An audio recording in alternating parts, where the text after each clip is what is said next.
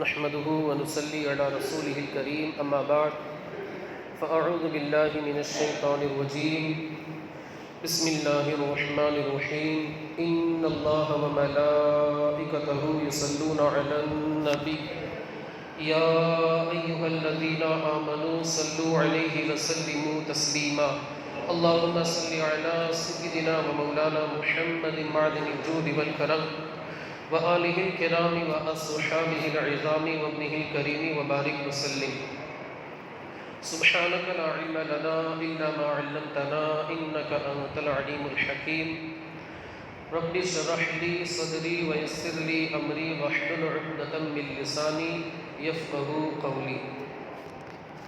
عزیزان ملت اسلامیہ، حدیث پاک ہے اللہ کے رسول صلی اللہ علیہ وآلہ وسلم نے عید کے موقع پر خطبہ ارشاد فرمایا اپنے صحابہ سے، مقتدیوں سے۔ اس میں خاص طور سے عورتوں کو مخاطب کرتے ہوئے ارشاد فرمایا، چونکہ خواتین کی بھی اس زمانے میں پیچھے صف لگا کرتی تھی۔ اب وہ جو عرف تھا وہ اب ختم ہو چکا ہے، چونکہ عید رسالت میں اجازت تھی، اب وہ حالات نہیں رہے، اس لیے کہ وہ خیر القرون تھا، مصطفیٰ کریم صلی اللہ علیہ وآلہ وسلم کا زمانہ تھا۔ لوگوں کے دل بالکل آئینے کی طرح صاف و شفاف تھے، لیکن آج کا جو دور ہے، آج کا جو زمانہ ہے، اس زمانے کے جو لوگ ہیں ان کے دل اب پہلے کی طرح صاف، شفاف، پاکیزہ، ستھرے نہیں رہے۔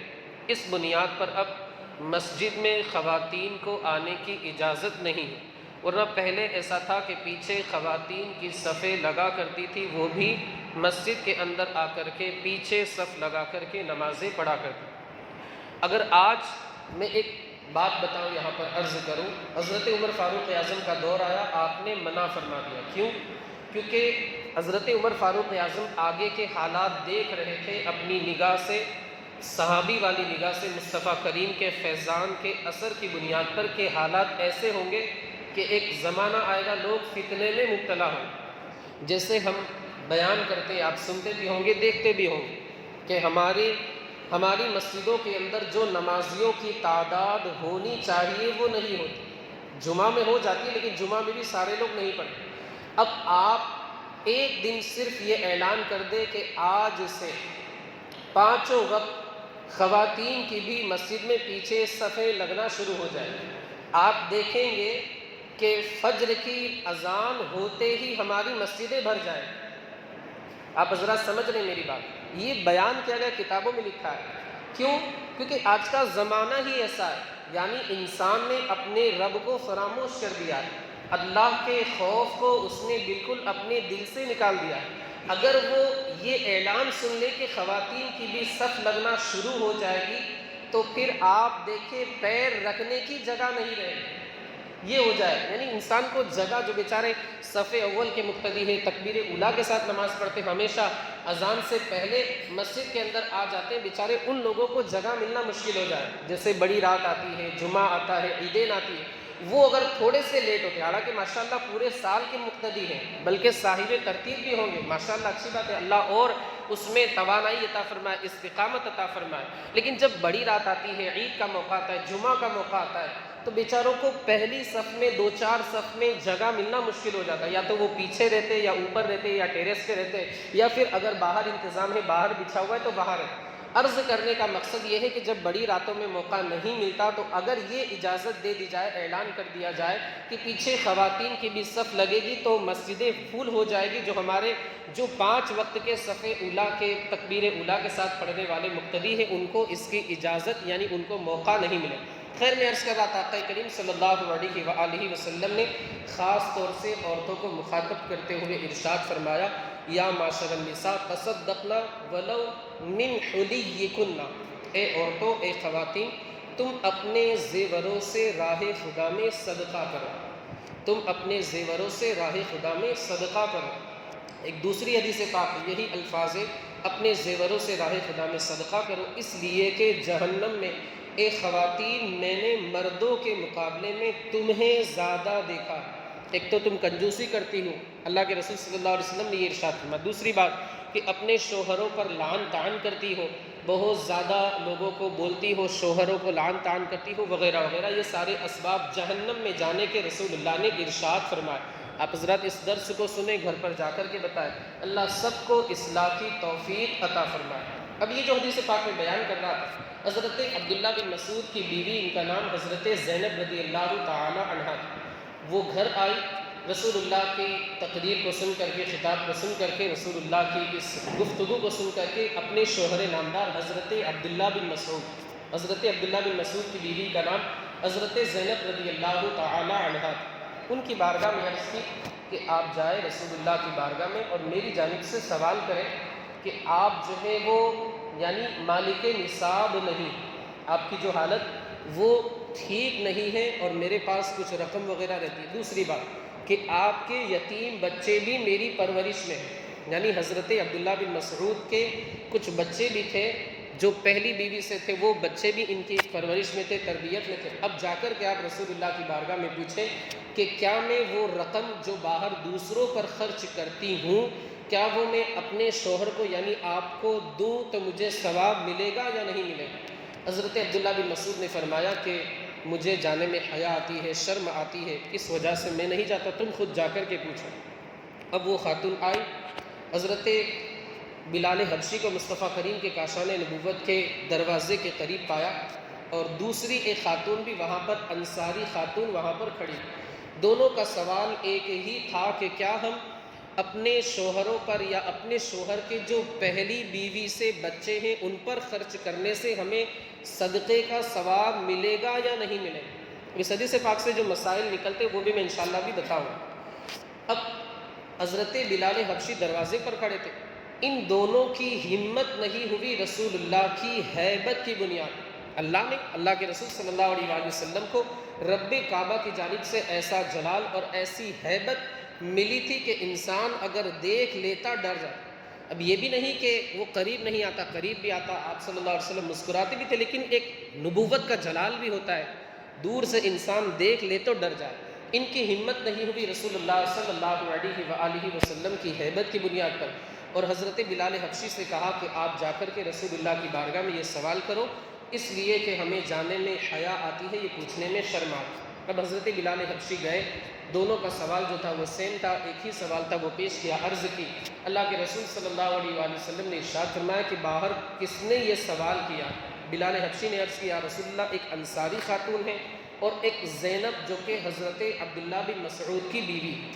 اللہ کے رسول صلی اللہ علیہ وآلہ وسلم نے ارشاد فرمایا کہ ان دونوں سے جا کر کے کہہ دو کہ اگر وہ اپنے شوہر کے اوپر وہ رقم خرچ کرتی ہے، اللہ انہیں قرابت کا بھی ثواب عطا فرمائے گا، صدقے کا بھی ثواب عطا فرمائے گا۔ یعنی اس حدیث پاک سے یہ ثابت ہوا، امام اعظم فرماتے ہیں کہ یہاں پر صدقے سے مراد صدقہ نافلہ ہے، ورنہ زکوٰۃ بیوی شوہر کو نہیں دے سکتی، شوہر بیوی کو نہیں دے سکتا، اسی طرح باپ اپنی اولاد کو نہیں دے سکتا، اولاد اپنے باپ کو نہیں دے سکتی۔ یہ بات آپ یاد رکھیں۔ تو اس حدیث پاک میں جو صدقہ مراد ہے وہ صدقہ نافلہ ہے، یہ بات آپ یاد رکھیں۔ زکوٰۃ میں یہ ہے کہ اپنے اصول باپ، دادا، پردادا، دادی، ان میں سے کسی کو ہم زکوٰۃ نہیں دے سکتے، اسی طرح وہ بھی ہمیں زکوٰۃ نہیں دے سکتے، اور اسی طرح نانا، نانی، دادا، دادی، یعنی ہماری ماں کی طرف سے جتنے بھی اوپر آبا و اجداد ہیں، نانا، نانی، پرنانا، پرنانی، ان کو ہم زکوٰۃ نہیں دے سکتے، اسی طرح جو ہماری اولاد ہیں ان کو بھی ہم زکوٰۃ نہیں دے سکتے۔ اب اس حدیث پاک میں جو صدقہ دینا ہے، دینے کا جو ذکر ہے وہ صدقہ نافلہ دینا مراد ہے، کیونکہ زکوٰۃ کی رقم شوہر کو نہ بیوی دے سکتی ہے، نہ بیوی کو شوہر دے سکتا ہے، اسے آپ یاد رکھیں۔ دوسری بات کہ حضرت عبداللہ بن مسعود نے یہاں پر کیا ارشاد فرمایا کہ تم جاؤ، مجھے جانے میں حیا آتی۔ اس حدیث پاک سے ہمیں یہ درس ملتا ہے، یہ ذہن ملتا ہے، یہ تعلیم ملتی ہے کہ انسان کو حیا کا پیکر ہونا چاہیے، انسان جو ہے وہ پیکر حیا بن کر کے رہے، انسان جو ہے وہ شرم کو اپنائے۔ یاد رکھے آقا کریم صلی اللہ علیہ وآلہ وسلم کی حیا کا یہ عالم تھا۔ حضرت عائشہ فرماتی ہے کانا اشد حیاء من العذراء فی خدرہا، کہ رسول اللہ صلی اللہ علیہ وسلم ایک پردہ نشین کنواری یعنی غیر شادی شدہ خاتون سے بھی زیادہ حیا فرمانے والا. یہ آقا کریم صلی اللہ علیہ وآلہ وسلم کی شان حیات، اونچی نیچی نظروں کی شرم و حیا پر درود، اونچی بینی کی رفعت پہ لاکھوں سلام. یعنی یا رسول اللہ، امام علیہ سنت فرماتے کہ آپ جو ہے حیا کے پیکر ہیں. حیا کی بنیاد پر آپ اپنی نگاہوں کو نیچے رکھتے ہیں، لیکن جب آپ اپنی نگاہیں اٹھاتے ہیں تو عرش معلیٰ کو دیکھتے ہیں. اونچی بینی کی رفعت پہ لاکھوں سلام. یہ آقا کریم صلی اللہ علیہ وآلہ وسلم کی شان حیا ہے. ہمیں بھی چاہیے کہ ہم اس سنت کریمہ کو اپنائیں. مولا کائنات شیر خدا حیدر کرار حضرت علی رضی اللہ تعالیٰ ان کو بہت زیادہ مزی کی شکایت، جسے آپ حضرات جانتے ہوں گے. اس کی وجہ سے وضو ٹوٹ جاتا ہے، غسل نہیں ٹوٹتا. اور یہ بھی یاد رکھیں کہ اگر وہ درہم کے مقدار میں ہے تو اس کو پاک کرنا واجب ہے، درہم سے زیادہ ہے اس کو پاک کرنا فرض ہے، درہم سے کم ہے تو اس کو پاک کرنا سنت ہے. اگر اس کو پاک کیے بنا یعنی درہم کے برابر اس کو پاک کیے بنا نماز پڑھی، وہ نماز نہیں ہو، اور اس سے وضو ٹوٹ جاتا ہے، غسل وغیرہ واجب نہیں ہوتا. مولا کائنات شیر خدا کو یہ اس کی شکایت تھی، یعنی کثرت سے مزی کا اخراج ہوتا تھا. اب اللہ کے رسول صلی اللہ علیہ وآلہ وسلم کی بارگاہ میں ڈائریکٹ نہیں گئے. کیوں؟ کیونکہ ایک تو مصطفیٰ کریم صلی اللہ علیہ وآلہ وسلم کے داماد، دوسری بات چچا زاد بھائی، تیسری بات داماد تھے یعنی حضور اکرم صلی اللہ علیہ وآلہ وسلم کی بیٹی آپ کے عقد میں تھی. اس بنیاد پر جانے میں حیا آئی، آپ کو جانے میں شرم آئی کہ آپ رسول اللہ کی بارگاہ میں ڈائریکٹ جا کر کے سوال. ویسے شرم انسان جو ہے اپنائے کوئی مسئلہ نہیں، لیکن آقا کریم صلی اللہ علیہ وآلہ وسلم کی بارگاہ میں صحابہ مسائل پوچھنے میں حیا نہیں کرتے. یہاں پر حضرت علی اس لیے حیا فرما رہے ہیں کہ آقا کریم کی بیٹی ان کے عقد میں تھی، حضرت مولا کائنات. انہوں نے اپنے غلام کو کہا کہ جاؤ جا کر کے یہ مزی کا مسئلہ ہے، رسول اللہ کی بارگاہ میں جا کر کے پوچھو. اب وہ گئے رسول اللہ کی بارگاہ میں جا کر کے مسئلہ پوچھا اور انہیں پتہ چلا، اور اس کے مطابق پھر آپ نے عمل کرنا شروع کر دیا. میں عرض یہ کرنا چاہتا ہوں کہ انسان کو حیا کا پیکر ہونا چاہیے، لیکن حق بات کہنے میں نہیں شرم کرنی چاہیے. حق بات کہنے میں حیا وغیرہ کو بالکل بالائے طاق رکھ دے. انسان باہر کھڈا کھود کر کے، گڑھا کھود کر کے اسی میں دفن کر دے. کیوں؟ کیونکہ اللہ رب العزت کی شان یہ ہے، ان اللہ لا یستحی ان یضرب مثلا ما بعودۃ فما فوقها. اللہ رب العزت حق بات کہنے سے حیا نہیں فرماتا. ارے اس کی شان تو یہ ہے کہ اگر مچھر یا اس سے بھی کوئی بڑا جانور ہو، اس کی اگر مثال دینی ہو، اللہ اسے بھی بیان فرماتا. قرآن کریم میں پہلے پارے میں سورہ بقرہ تیسرا رکوع اللہ نے صاف لفظوں میں ارشاد فرمایا، اور 22ویں پارے میں سورہ احزاب میں بھی اللہ رب العزت نے اس سے ذکر فرمایا کہ واللہ لا یستحیی من الحق. اللہ رب العزت حق بات کہنے سے حیا نہیں فرماتا. تو جہاں حق بات ہو وہاں پر انسان کو شرم نہیں کرنی چاہیے. بہت سارے ایسے مواقع مولا کائنات کے ساتھ بھی پیش آئے کہ حق بات تھی، آپ نے ڈنکے کی چوٹ پر اس کا برملا رد فرمایا. آپ نے برملا لوگوں کے سامنے اس کا آپ نے رد فرمایا، اور دودھ کا دودھ، پانی کا پانی کر کے مولا کائنات نے دکھایا. اب وہاں پر حیا کی وجہ جیسا کہ میں آپ حضرات کو بتا چکا ہوں. دوسری بات، اس حدیث پاک سے یہ بھی مسئلہ ثابت ہوا کہ عورت کے پاس اگر زیور ہے تو اس کی زکوٰۃ اسی کے اوپر واجب ہے. ان زیورات، جویلری جو بھی ہے، ان زیورات کی زکوٰۃ اس خاتون کے اوپر واجب ہے، نہ تو باپ کے اوپر واجب ہے. اگر وہ عورت بالغہ ہے تو اس کے اوپر زکوٰۃ واجب ہے، اس کے باپ کے اوپر زکوٰۃ واجب نہیں ہے اگر وہ اس کی مالکہ ہے تو. اسی طرح اس خاتون کی شادی ہو گئی، اس کے پاس زیورات ہیں تو ان زیورات کی زکوٰۃ اس کے اوپر واجب ہے، شوہر کے اوپر واجب نہیں ہے.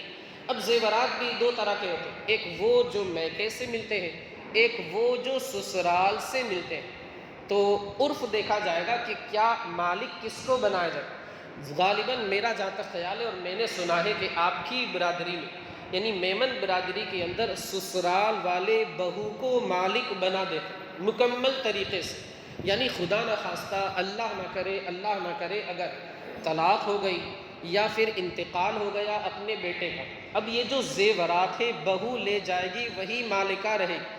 یہ نہیں کہ بہو اپنی ساس کو یا اپنے سسر کو لوٹائے گی، ایسا نہیں۔ یہ میمن حضرات کی میں بات کر رہا ہوں، اگر یہی مسئلہ ہے تو پھر ان زیورات کی زکوٰۃ بہو کے اوپر ضروری ہوگی، بیٹے کے اوپر ضروری نہیں ہوگی۔ لیکن آپ دوسری کاسٹ کی بات کریں، دوسری برادری کی بات کریں تو وہاں پر یہ ہوتا ہے کہ صرف پہننے کے لیے وہ زیورات دیے جاتے، شادی وغیرہ میں چڑھائے جاتے، پہننے کے لیے دیتے ہیں، اصل مالک جو ہے وہ بیٹا ہی رہتا ہے، اصل مالک جو ہے وہ کون رہتا ہے؟ بیٹا رہتا ہے۔ اب ظاہر سی بات ہے، بیٹا اگر زیورات کا مالک ہے اور بہو کو پہننے کے لیے دیے ہیں وہ زیورات، تو اس بیٹے کے اوپر ان زیورات کی زکوٰۃ نکالنا ضروری ہوگا۔ دوسری بات، اگر وہ میکے سے لڑکی کو مل رہے ہیں زیورات، تو بالکل یہ تو سیدھی بات ہے کہ ان زیورات کی مالکہ جو ہے وہ لڑکی ہی ہے، اگر وہ نصاب کی مقدار کو پہنچتے ہیں، ان زیورات کی زکوٰۃ نکالنا اس خاتون کے اوپر ضروری ہوگا۔ ایک اہم مسئلہ، خاص مسئلہ، اسے آپ یاد رکھیں، صدقہ فطر کا بھی ایک مسئلہ اور زکوٰۃ کا بھی ایک مسئلہ۔ اکثر و بیشتر ایسا ہوتا ہے کہ ہمارے شوہر زکوٰۃ نکال دیتے ہیں، ختم ہماری چھٹی۔ یہ بات یاد رکھیں کہ اگر شوہر مالک نصاب ہے، اس کے اوپر اپنی جو کچھ بھی رقم ہے اس کی زکوٰۃ الگ سے نکالنا ضروری۔ بیوی اگر مالک نصاب ہے، زیورات وغیرہ کی مالک ہے، یا اس کے پاس کیش ہے، بینک میں بیلنس وغیرہ کافی مقدار میں جو نصاب کی مقدار کو پہنچ جاتا ہے، اس پر الگ زکوٰۃ نکالنا ضروری ہے۔ یہ نہیں کہ شوہر نے نکال دی مطلب پورے گھر والوں کی طرف سے ہو گئی۔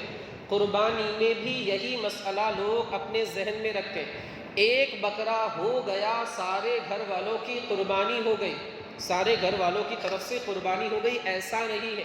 گھر میں ممبر جو ہے وہ 6 ہیں، میاں بیوی، ان کے 4 بچے ہیں، چاروں بالغ۔ اب سب کو اللہ نے نوازا ہے، سب الگ الگ مالک نصاب ہیں، ان سارے کے سارے 6 بندوں کے اوپر الگ الگ قربانی کرنا ضروری ہوگا۔ اگر ایک بکرا کر لیا اور یہ سوچا کہ ہم سب کی چھٹی ہو گئی، سارے لوگوں کو گناہ گار ہوں گے سارے لوگ، اور اللہ کی بارگاہ میں جواب دہ ہونا ہوگا، اللہ کی بارگاہ میں اس کا حساب ہوگا۔ اسی طرح صدقہ فطر، اگر باپ اپنی اولاد جو ہے اس کی طرف سے نکال دیتا ہے اجازت لے کر کے، یا اپنی بیوی کی طرف سے اجازت ہونا ضروری ہے، یاد رکھیں، بغیر اجازت کے اگر صدقہ فطر نکال دیتا ہے، صدقہ فطر ادا نہیں ہوگا، بالغ اگر اولاد ہے تو۔ اسی طرح زکوٰۃ میں ہوتا ہے، شوہر اور بیوی کے درمیان محبت کا معاملہ ہوتا ہے، اب شوہر یہ چاہتا ہے کہ میں زکوٰۃ نکال دوں، اسلام اجازت دیتا ہے، مگر بیوی کی اجازت لے، اگر اجازت نہیں لی اور اس نے زکوٰۃ ادا کر دی، بیوی کو پتہ ہی نہیں، تو ایسی صورت میں اس بیوی کی طرف سے زکوٰۃ ادا نہیں ہوگی۔ اسے آپ یاد رکھیں، حدیث پاک سے ہمیں یہ مطلب سیکھنے کو ملتا ہے، تعلیم ملتی ہے کہ ہم حیا کے پیکر بن کر کے رہیں، اور اپنی گھر کی خواتین کو بھی صدقہ نافلہ وغیرہ، صدقہ نافلہ نکالتے رہنے کی ہم تلقین کریں، تاکہ جہنم میں جانے سے وہ بچ جائے۔ اس لیے کہ آقا کریم صلی اللہ علیہ وآلہ وسلم نے عورتوں کی اکثریت یعنی مردوں کے مقابلے میں زیادہ عورتوں کو جہنم کے اندر دیکھا ہے، تو ہمیں چاہیے، ہماری یہ ذمہ داری بنتی ہے کہ ہم اپنے گھر والوں کو جہنم میں جانے سے بچائیں، جنت میں جانے والے جو کام ہیں اس کی تلقین کریں۔ مولا عز و جل ہمیں، آپ کو اور ساری دنیا کے خوش عقیدہ مسلمانوں کو ان بخاری شریف کے جو کلمات ہیں، جو درس ہیں، ان پر عمل پیرا ہونے کی توفیق رفیق عطا فرمائے۔ مولا ہمارے ان بھائیوں نے اس درس میں شرکت کی، انہیں اپنی شان کے مطابق اجر و ثواب عطا فرما، ان کی کمائی میں، کاروبار میں، تجارت میں، رزق حلال میں خوب سے خوب تر برکتیں عطا فرما۔ ہمارے ان تمام بھائیوں کو ہر سال پورے گھر والوں کے ساتھ حج بیت اللہ کی سعادتیں عطا فرما، بار بار مدینۃ الرسول کی مقبول حاضری نصیب فرما۔ وصلی اللہ تعالی علی خیر خلقہ ونور عرشہ سیدنا مولانا محمد وعلی آلہ واصحابہ اجمعین برحمتک یا ارحم الراحمین۔